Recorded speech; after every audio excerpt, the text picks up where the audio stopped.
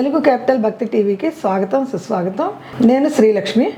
ఈరోజు మనతో సంస్కృత పండితురాలు, జ్యోతిష నిపుణులు, కవయిత్రి, రచయిత్రి, ప్రముఖ ఆధ్యాత్మికవేత్త డాక్టర్ శ్రీ కుప్ప విజయశ్రీ గారు ఉన్నారు. విజయశ్రీ గారు నమస్కారం అండి. నమస్కారం శ్రీలక్ష్మి గారు. విజయశ్రీ గారు లలిత అష్టోత్తర శతనామావళిలో మనము 43 నామాలను పూర్తి చేసుకున్నాం. అవునండి. 44వ నామం గురించి వివరిస్తారా? తప్పకుండాను. 44వ నామంలో కూడా ఏం అద్భుతం చేసిందో అమ్మవారు. అమ్మవారు అంటే ఆ రచనా విధానం ఎలా పట్టుకొచ్చారంటే వాళ్ళు ఎవరెవరి చేత అమ్మవారు పూజింపబడుతోంది చెబుతూ ఇలా పూజింపబట్టంలో అమ్మవారు మనకి ఏం సందేశం ఇస్తోంది అంటే ఆవిడని అందరూ పూజిస్తారు. ఆవిడ విశ్వమాత కనుక విశ్వంలో ఉన్న జీవులందరూ ఆవిడని పూజించవలసిందే. కాకపోతే కొంతమంది పూజ చేయటంలో సమాజానికి చాలా మేలు జరుగుతుంది. దాంట్లో దుర్వాసుడు, ద్రోణుడు, అగస్త్యుడు చాలా గొప్పవాళ్ళు. వీళ్ళు ఎందుకు గొప్పవాళ్ళు అయ్యారంటే వీళ్ళు కలశోద్భవులు. కలశోద్భవుడు ఒక కుండలో పుట్టారు. చూడండి, మనకి టెస్ట్ ట్యూబ్ బేబీస్ ఉన్నాయి కదా, ఇవి ద్రోణుడి కాలంలోను అగస్త్యుడి కాలంలో ఉన్న విషయాలు. చూడండి, మన వాళ్ళు ఎంత కనుక్కున్నారు. ఇప్పుడు ఏనాడో కనుక్కున్నారు, ఇప్పుడు శాస్త్రజ్ఞానం అంతే. అలా దుర్వాస మహర్షి కూడా కలశోద్భవుడు. కలశోద్భవ దుర్వాస పూజితాయే నమో నమ నామం. నామమే అలా ఉంది. కలశోద్భవుడు ఎవరు? దుర్వాసుడినే చెప్పారు. మళ్ళీ ఒకసారి చెప్పండి. కలశోద్భవ దుర్వాస పూజితాయే నమో నమ. కలశోద్భవ దుర్వాస పూజితాయే నమో నమ. నామం ఇది. నామం ఇది. ఈ నామానికి ఈ దుర్వాసుడిని ఒకడినే ఎందుకు చెప్పారు అంటే దుర్వాస మహర్షికి ఎంత కోపమో, ఎంత కోపిష్టి ఋషి అని పేరుందో అంత దేవీ భక్తుడు. ఆయన మళ్ళీ అంటే ఆయనకి అరిషడ్వర్గాలని తాను అణుచుకోవడం చేతకాల. అప్పుడు అంటే దుర్వాసుడు అంటేనే జయించలేకపోయాడు. ఋషులందరూ అన్నీ ఏం జయించరండి, తపస్సు చేసుకొని పెట్టుకుంటారు. తపోబలం. ఇప్పుడు డబ్బును కూడబెట్టిన వాళ్ళు చాలామంది ఉంటారు బ్యాంకులలో, కానీ దానికి తగ్గ వినయం విధేయత కొంతమంది దగ్గరే ఉంటుంది. ఆ డబ్బు అహంకారం ఉన్న వాళ్ళు ఎక్కువ మంది ఉంటారు. అలాగే ఇతను తపస్సును కూడబెట్టుకున్నాడు, కానీ అహంకారం విపరీతం. ఆ అహంకారంతో చాలామందికి శాపాలు ఇస్తుండే దుర్వాస మహర్షి అంటే అందరికీ భయం. అందరికీ భయం. అందుకని తన్ని తాను నియమించుకోవడానికి నియంత్రించుకోవాలి కదా. ఇప్పుడు మన మనసు 10 రకాలుగా వెళ్తుంది. మనం నియంత్రించుకోవాలి అంటే అంత మహర్షులు అయ్యి ఉండి కూడా చూడండి, చెప్పాను కదా, ఇప్పుడు డబ్బు సంపాదించడం చిన్న విషయమా అండి?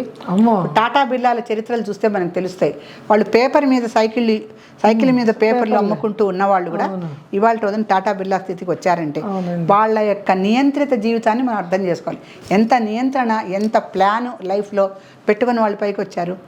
అలాగే దుర్వాసుడికి చాలా అమ్మవారంటే విపరీతమైన ఇష్టం. తపస్సు చేసి సాధించాడు, తపోబలాన్ని పెట్టుకున్నాడు. మరి విశ్వామిత్రుడు అండి ఎంత తపస్సు చేశాడు. ఒక్క అప్సరసకి లొంగిపోవటమా? ఏంటంటే వాళ్ళ పూర్వజన్మ విశేషాలు కొన్ని ఉంటాయి, కర్మఫలాలు అనుభవించక తప్పదు.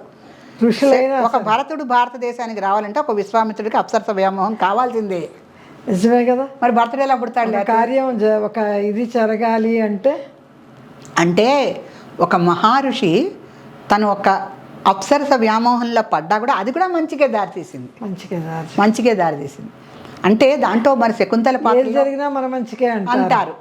మరి శకుంతల పాత్రలో ఎంత సందేశం ఉంది దాంట్లో స్త్రీలందరికీ చాలా ఉంటాయి. అందుకని ఈ దుర్వాసుడికి కూడా తన యొక్క కోపాన్ని అణుచుకోవటానికి అమ్మవారి ఉపాసనలో పడ్డాడు ఆయన.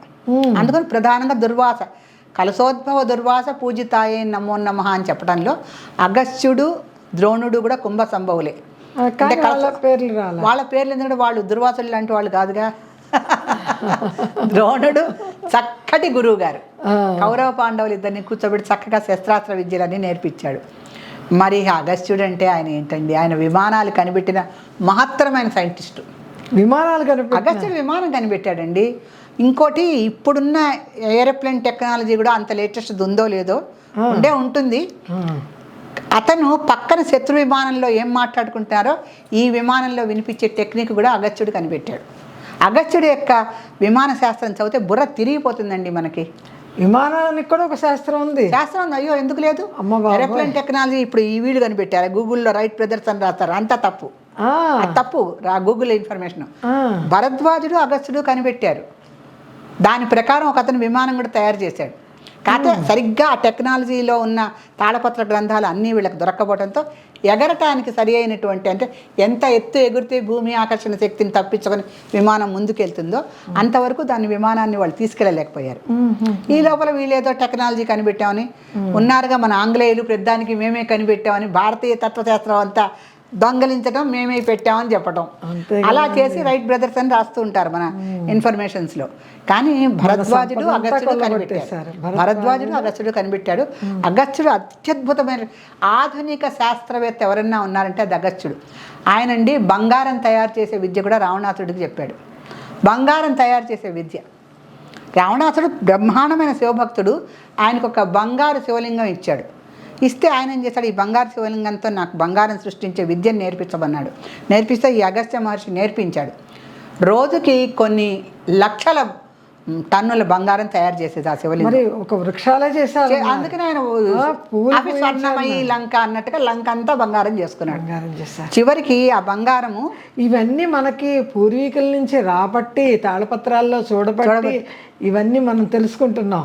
మనం మనమంతా గొప్పవాళ్ళం కాదు, దర్శించేది ఋషులు దర్శించినవి మనకి చెప్తే మనం చెప్పుకుంటున్నాం. ఆ రకంగా అగస్త్య మహర్షి చాలా గొప్పవాడండి, చాలా గొప్పవాడు ఆయన. ఆ రకంగా రావణాసుడికి బంగారం తయారు చేసే విద్య నేర్పించాడు, విమాన శాస్త్రం అంతా కనిపెట్టాడు. ఇంకా ఆయన శాస్త్రవేత్తగా ఆయన చేసినవి చాలా ఉన్నాయి. ఇంకా కాకపోతే ఇక్కడ కలశోద్భవులు అనుకున్నారు కనుక మనకి మునిత్రయం, ఇతను అగస్త్యుడు, ద్రోణుడు, ఇక్కడ దుర్వాసుడు, వీళ్ళ ముగ్గురు మునిత్రయం. అందుకని అమ్మవారు ఏంటి 3 సంఖ్య ఎక్కడొస్తుంది ఆవిడ? త్రికండేసి, త్రిమూర్తి, త్రిభువన, త్రిపుర, ఇలా వస్తాయి చూడండి ఆవిడ పేర్లు. ఈ 3 త్రికోణాకారంలో ఆవిడ ఏంటో త్రికోణాకార అని వస్తాయి కదా నామాలన్నీ కూడా. ఆ త్రికోణంలో ఉన్నటువంటి త్రికోణాంతర మధ్య దీపిక అని కూడా ఒక నామం వస్తుంది. త్రికోణంలో ఉన్నటువంటి మధ్య శక్తి ఉంటుంది చూడండి, అది చాలా శక్తివంతమైంది.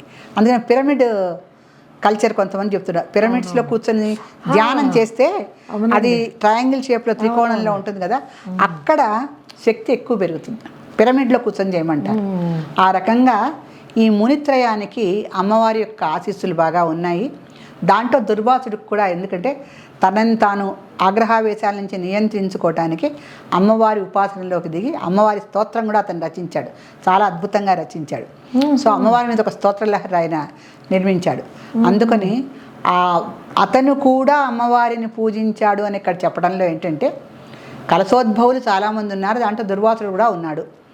ఇలా ఈ మునిత్రయంలో ఒకడైనటువంటి దుర్వాసుడు అమ్మవారిని పూజించి తనని తాను సంస్కరించుకున్నాడు. అది అక్కడ చెప్పే విషయం. అంటే మనుషులందరికీ బలహీనతలు ఉంటాయి, ఋషులకే ఉన్నప్పుడు ఎందుకు ఉండవు? కానీ అవి నియంత్రించుకోవటానికి అమ్మవారి ఉపాసన చేస్తే నియంత్రింపబడతాయి. అమ్మవారి ఏమండి ఇంద్రియ అధిష్టాయి అని మనకు ఒక నామం ఉంది. అవునండి, ఖడ్గమాల ఇంద్రియ అధిష్టాయి. మన ఇంద్రియాల్లో ఆవిడ అధిష్టానవతి అయి ఉంటుంది. ఉన్నప్పుడు మనం నియంత్రించుకోవడానికి మన ఇంద్రియాల మీద మనకి కంట్రోల్ కావాలంటే ఫస్ట్ 2 విషయాలు చెప్తారు. కళ్ళు మూసుకొని స్వస్వరూప ఆత్మజ్ఞానాన్ని దర్శించుకో. నువ్వు ఎంతసేపు కళ్ళు మూసుకొని ఒక ధ్యానంలో ఉంటావో అంతసేపు నువ్వు అంతర్ముఖురాలు అయ్యి కొంచెం నీ పడుకున్న ఆత్మను లేపడానికి నువ్వు ప్రయత్నం చేసిన దానివి అవుతావు. తర్వాత శ్వాస మీద ధ్యాస ఒకటి చెప్పారు, లేకపోతే ప్రాణాయామం చెప్పారు. ఈ రెండిట్లలో ఏది చేసినా కొంచెం ప్రశాంతత వచ్చి నువ్వు ఏ బలహీనత చేత బాధపడుతున్నావో దాన్ని నియంత్రించుకునే శక్తి నీకు వస్తుంది. అందుకని అలా చేసుకునే ఉద్దేశంతో దుర్వాస మహర్షి అంతటి వాడే చేశాడు కదా, నువ్వెందుకు చెయ్యవు ఓ మానవా, నీకు ఇంత మేధస్సు ఇచ్చాను, నువ్వు కూడా చెయ్యి.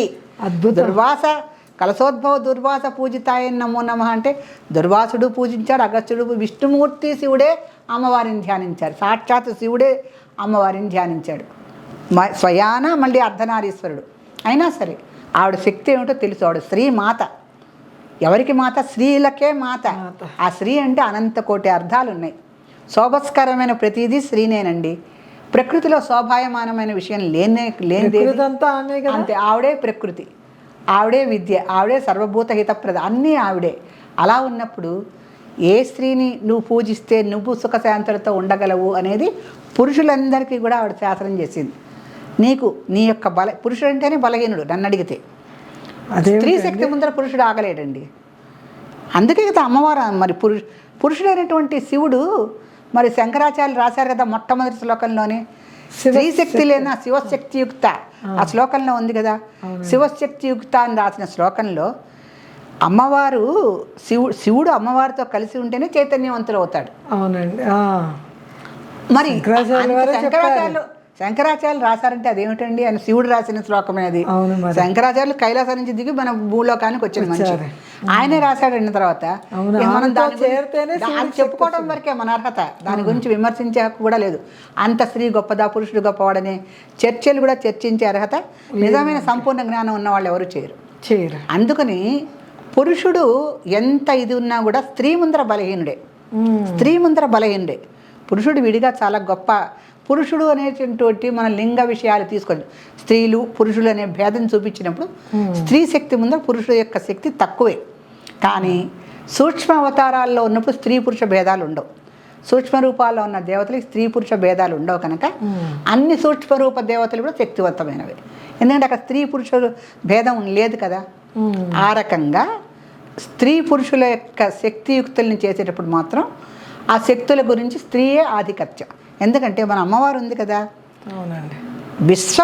విశ్వ పితృదేవతలను ఎవరన్నా చెప్పారు, మనకి ఎవరు చెప్పలేదుగా.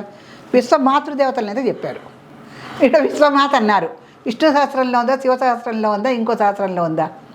మొత్తానికి భారతమాత, గోమాత, స్త్రీమాత, అన్ని శ్రీమాత ఇవే చెప్తున్నారు. కానీ అన్ని మాతలే. భారతదేశం అంటేనే మాత, భారత మాత. అక్కడ పురుషుడి ప్రసక్తి లేదు. లేనప్పుడు ఎవరి శక్తి ఆధిక్యంగా కనిపిస్తోంది? ఇదండి. ఒక్క మాటలో చెప్పాలంటే స్త్రీలు వాళ్ళు శక్తివంతులని తెలుసుకోక మాకు సమాన హక్కులు ఇవ్వమంటారు. సమాన హక్కులు ఏంటి? వాళ్ళకన్నా అధికమైన శక్తులుండి అజ్ఞానంతో మాట్లాడే మాటలండి. అంటే వాళ్ళ శక్తిని వాళ్ళు బయటికి తెలుసుకోలేక మాకు పురుషులతో సమానంగా ఇవ్వండి అంటే సమాజం ఎందుకు ఇస్తుంది? ఎవరైనా బలవంతులు ఉంటే వాళ్ళని అణగదొక్కేయాలని చూస్తుంది. స్త్రీలందరూ బలవంతులు, అణగదొక్కేస్తేనే పురుషులు పైకి రాగలరు. ఇక్కడ ఈ మెలిక కూడా ఉంది. మరి అమ్మవారు మనకి ఇంత శక్తి ఇచ్చింది, అది తెలుసుకోలేక పురుషుల్ని ప్రాధాన్యపడటం ఏంటి? మేము తక్కువ కాదు, మీతో పాటు సమానంగా హక్కులు ఇవ్వండి అంటే వాళ్ళు ఏమో తక్కువ ఇచ్చి మనకి ఏమిటి కర్మ అంటే మన శక్తిని మనం తెలుసుకోలేకపోవటం అంతే. సో ఈ కలశోద్భవ దుర్వాస పూజితాయ నమో నమలో ఇంతటి మెలికలు, ఇన్ని రహస్యాలు ఉన్నాయి.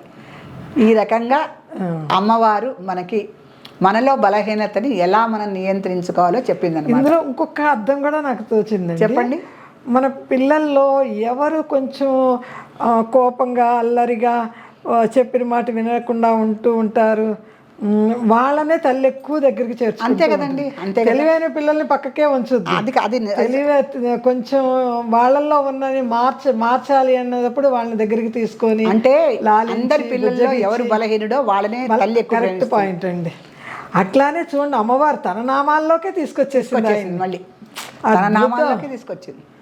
అది కూడా అమ్మవారి దగ్గర నుంచే వచ్చింది కదండి. అంత శక్తి చూడు, వాళ్ళంటేనే నీకు ఇష్టం అంటారు, వాళ్ళంటేనే నీకు ఇష్టం అంటూ ఉంటారు మిగతా పిల్లలు. అవును, నిజమే. ఆ రోజుల్లోనే అమ్మవారి దగ్గర నుంచే మనకు వచ్చేసాయి ఇవన్నీ. శ్రీమాత్రే నమః. శ్రీమాత్రే నమః.